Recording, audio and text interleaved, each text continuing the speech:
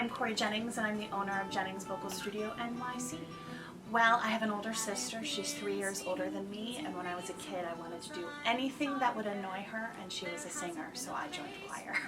After annoying my sister, I realized that I actually really did love it. So I did my undergrad in opera performance at Baldwin Wallace Conservatory and took some musical theater classes in there as well.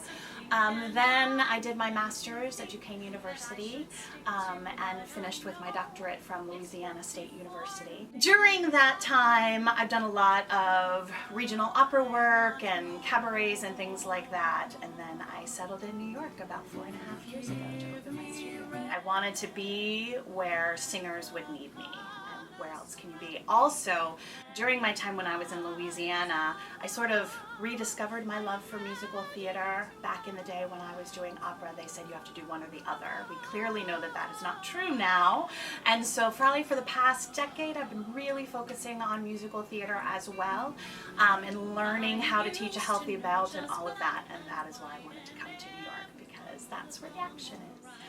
I have loved teaching for a really long time, but admittedly for a while I was focused on myself and singing.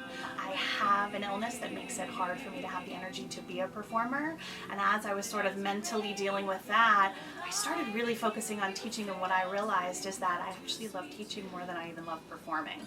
So it ended up being a wonderful, wonderful thing.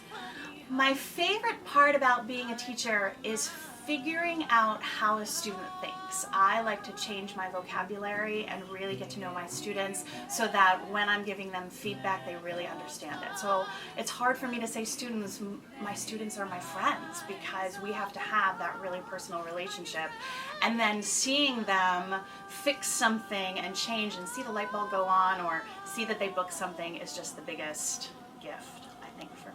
I think the hardest part about being a teacher is just patience a little bit. When you see a student accomplish something that you guys have been working on and they're still so picky, it's not perfect yet to them, and I'm like, it was a really good thing, right? In singing we have to celebrate the small stuff and the small goals, because if we don't, there's not a whole lot to celebrate, right? So I was in the online dating world, and I went on one date with a gentleman who was not a good fit for me, but is a jazz musician and told me about this wonderful place, studio in New York City. And so I'm telling you, that was the best thing out of that date, and I've been here for I think 4 years now, and I've never seen him once, so that's the gift.